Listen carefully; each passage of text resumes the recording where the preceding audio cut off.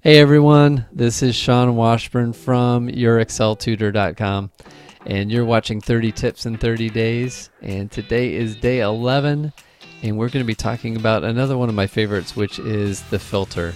And yesterday we talked about freezing panes, and to me freezing panes and using the filter just go hand in hand. Whenever you have a table of data, you just use both of them. And as I mentioned yesterday, if you use the insert, and we'll get into the table on another video, if you do insert table, it will give you, it'll kind of freeze the panes. It's a little funky the way it does it, and it will put filters in there. But like I mentioned yesterday, I don't love it because it sort of takes control more than I want to give it, and I like things a little bit different. So maybe I'm still old school with it, but I like using the filter and freeze panes by themselves. So how you do it is go to your, in this case we have stuff on the top, so the easiest way to do it is just select everything in your header row, then go to data and just click on this filter, the big funnel, and it'll drop in these little drop downs. And these are great. So they're actually, it says filter, but it lets you sort things too.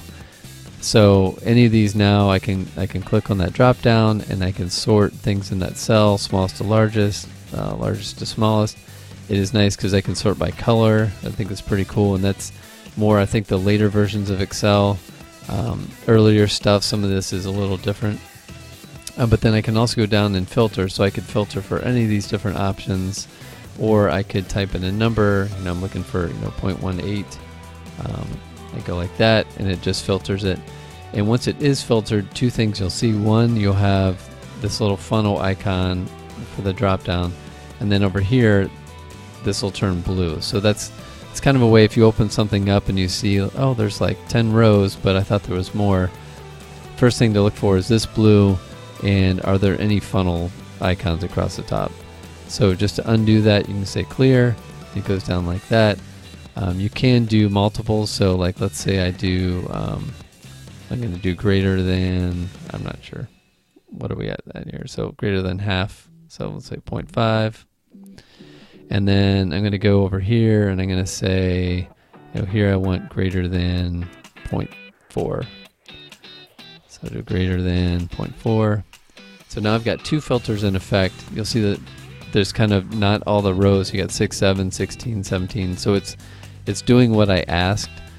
But then to get out of it, there's a couple ways. I can just click this filter and that'll totally undo everything. Or I can go back through here, clear this one, clear this one, and then I'm back to normal. So really useful tool. A lot of different ways to, you could go through here and click these if you want to, and uncheck stuff. One thing I like to do with the filter especially is I like to tie macros into it so that it actually, I never even have to click the drop down. I can just type stuff into cells above and do all my filtering that way. And it does save a lot of time. So that's something we might get into in another series on macros and Visual Basic and things like that. But yeah, I hope you use the filter. Really effective tool, really helpful. And yeah, that's it for today. Check in tomorrow. We'll have another tool that you will be able to use to help make you more efficient. So see you then.